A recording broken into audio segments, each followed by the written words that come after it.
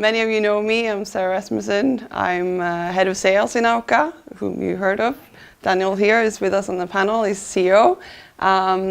I'm so looking forward to this event. We actually had the similar event last year, but it seems like we managed to cram in even more people this year. So I'm super excited about that. Astrid also mentioned the report that you've got on your chairs here. That actually is a report based on a survey that we just conducted among 28,000 businesses in Europe, including Croatia. And when I read it, I found that one of the most sort of important findings were that actually 92% of businesses in Croatia have an online presence. So that could be, an online web shop or a social media presence. But that's actually 10% more than the average in Europe. So that's quite interesting. Another thing that we found when we conducted the survey, good music.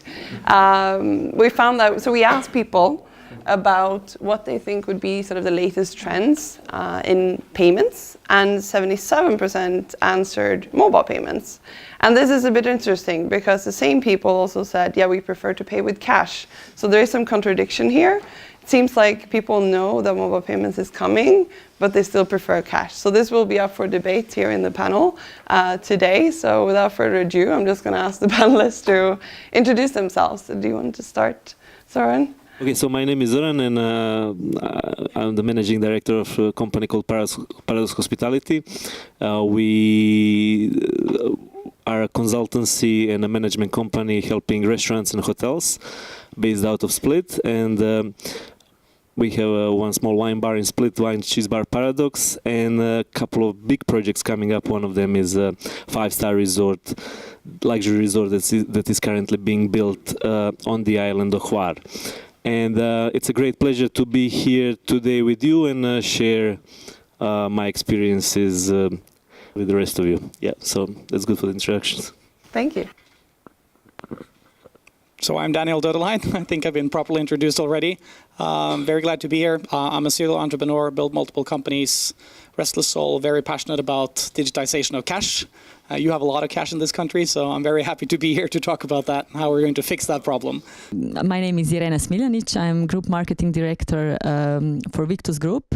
It's the largest and one of the largest hospitality and men fashion retail group in Croatia.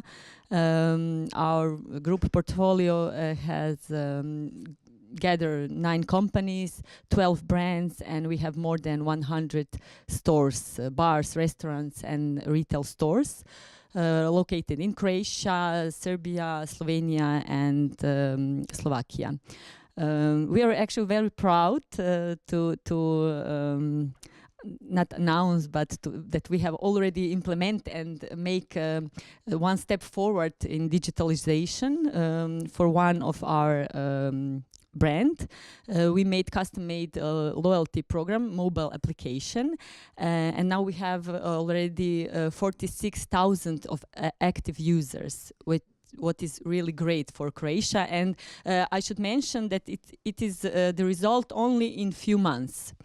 So I really believe that Croatia is ready to get rid of cash and start to use some other way of payments, especially maybe more mobile payments. So I think that we will have a very interesting discussion today. Thank you.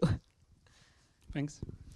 Hi, my name is Senad Kulenovic. Most of my career I've spent in telco industry, and I've been helping Croatia digitize its economy and society for past 20 years. 3 years ago I started my company, which is focused on digital transformation. This is what I actually have been doing for as a last role in telco industry in Croatian Telecom.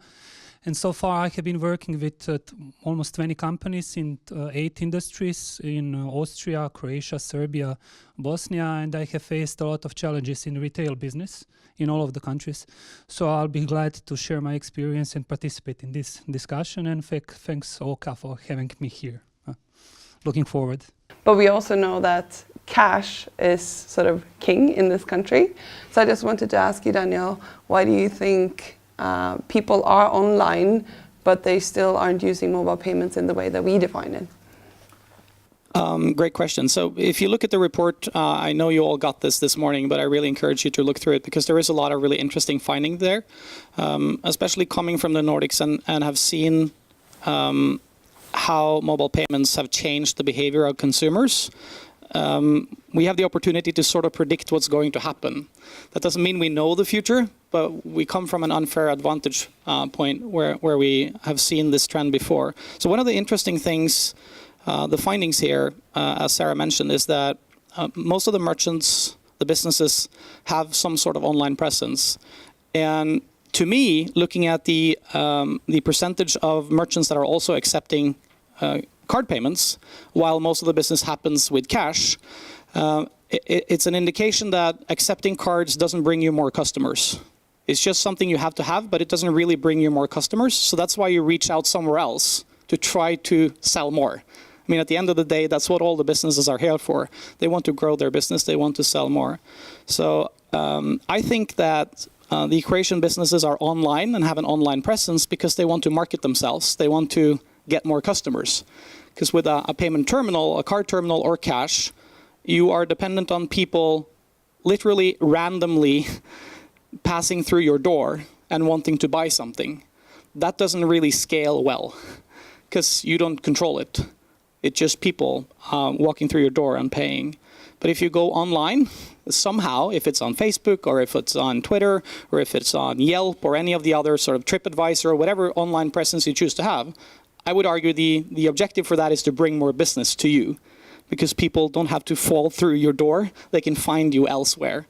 And I think that's a key indicator on the digitization trend, that the merchants, yes, they're stuck with their store, with their cash, with the card terminal, but they really want to reach out and get more customers. Senad, you've been in the industry for a long time, trying to digitize payments. What do you think is sort of the blocker here? Is it that people are used to cash? Is it the merchants that doesn't want to accept it? Is it the government? It's like chicken or egg dilemma, I would say, maybe, because where should we start? From my perspective, most enterprises, small businesses, retail shops are traumatized having business in Croatia sometimes. So you have a lot of to deal with. You know, you need to deal with your employees, with people, skills and knowledge shortage, which you have. You have government, which is sometimes making your life difficult with some regulation which are not, you know, something you find useful. So mostly, most businesses are living in some kind of monthly or quarterly economy where they are focused on survival or passing by another month or another quarter or year. So there's less time to step really back and think about what you would like to have in your business in next 2 to 3, 5 years, and what are the key initiatives which you would like to implement in order to make your business more competitive. Which benefits would you like to get from your partners? So I would say that there is not much room in thinking of average enterprise or average small business in terms of innovation. And what we are discussing here is actually innovation, and not innovation in a scales that you have brought us some kind of Star Trek enterprise ship. You know, this is something which is quite normal in Western Europe. And I'm sure it's going to fly in Croatia as well. So it's a question of time whether it's going to be 2 years, 1 year, 3 or 5. But I would say that there is a lot of job to do regarding enlightenment of or educating the market, because I think the average spender in Croatia is quite familiar with technology. And I think that one of the key ingredients which should be in mind of average user is security. So security is something which is really important to us, and it's not really tangible, it's individual. So when you talk about security, innovation, transparency, all of us have different meaning associated with those terms. So I think this sense of security of data, of your money, is quite important. And for that, I think there is going to be a need for education, not just of the merchant, but as of the market as well, because people are using technology in everyday life like some kind of utility.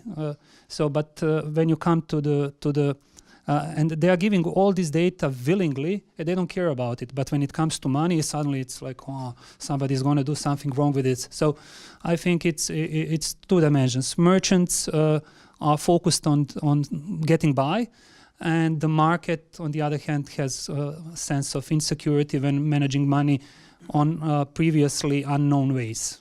So this is my perspective. I believe that we are already raising the whole new generation of customers, the whole new generation of customer profile that already are online, that already are buying online, using virtual money, the kids, the teenagers, that in 2 or 3 years, for them, the only option of payment will be the mobile payment. So I believe that this is the generation that will be the main force to actually implement the mobile payment on the market.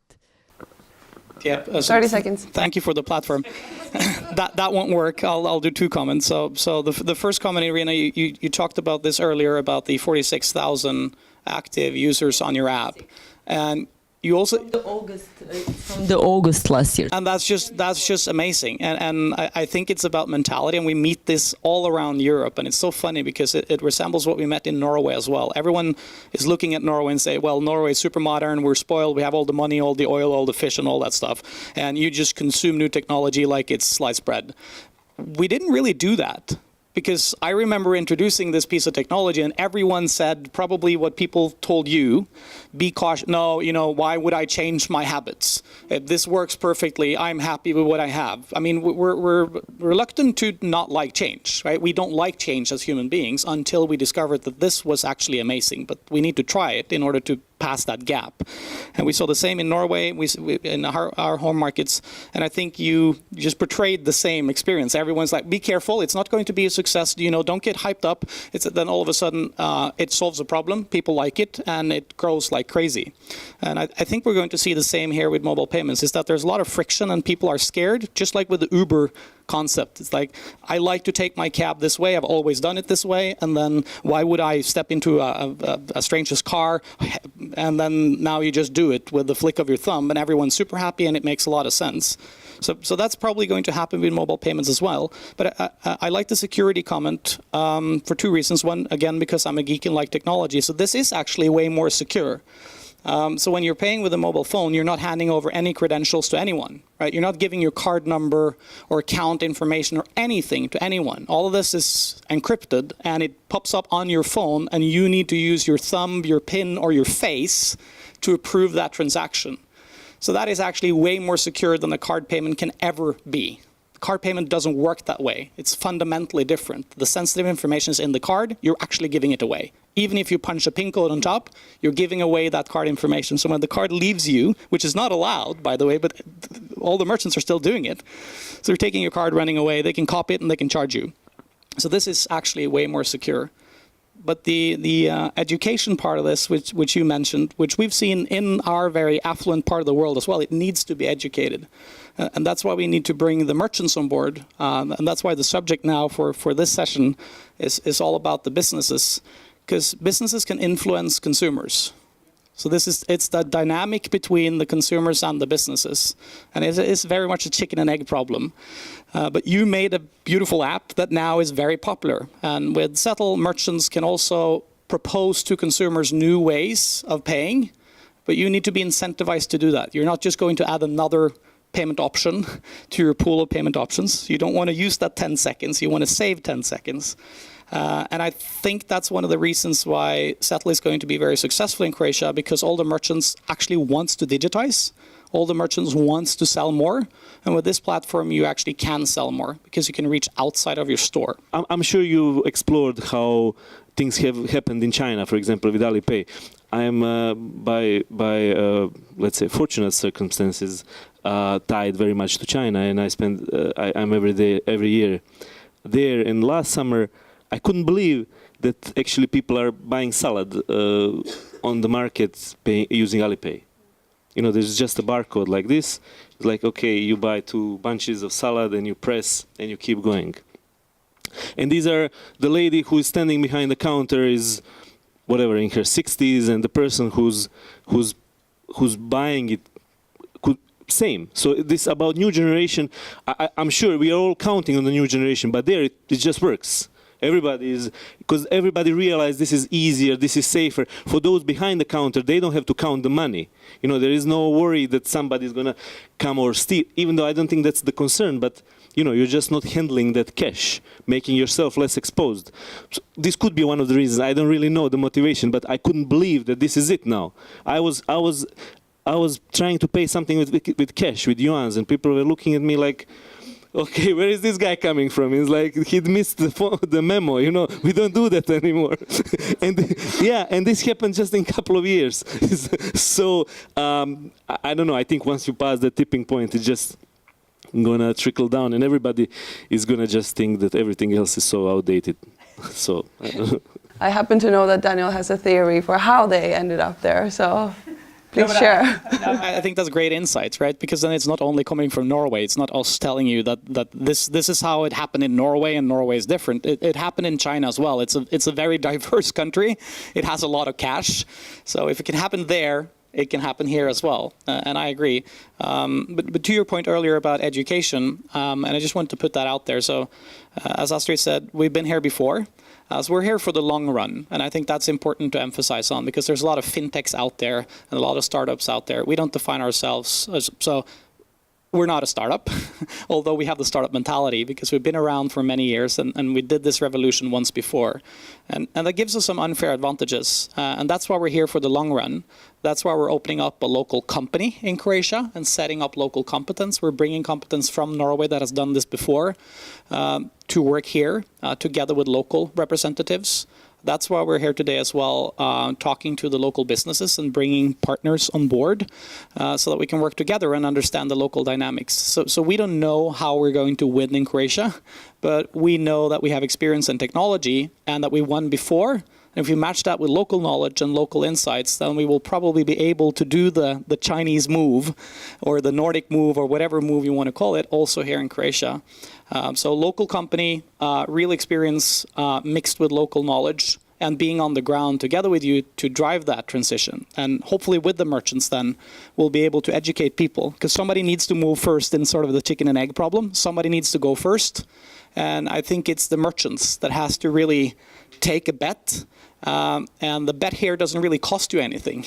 The benefits outweighs the cost. And we're not going to charge you. We don't have monthly cost. You don't need to buy hardware or anything with Settle. It's structured in a way that if it works, you pay. And for the most part, you pay less than what you would pay using a card. So there's only opportunities. And that's where we're inviting all of you to join to try to drive that change. And I think it's a positive change beyond Settle being. It could be someone else, but I think it's a positive change for the society. When you portrayed what happened in China, the fact that people are not dealing in cash is very positive, right? It drives change. Because you get out of the black economy, you actually can pay more tax, which means it's more fair, so the tax load on each individual becomes less. Because if everyone is paying, it's actually cheaper. It's like insurance, everyone chips in.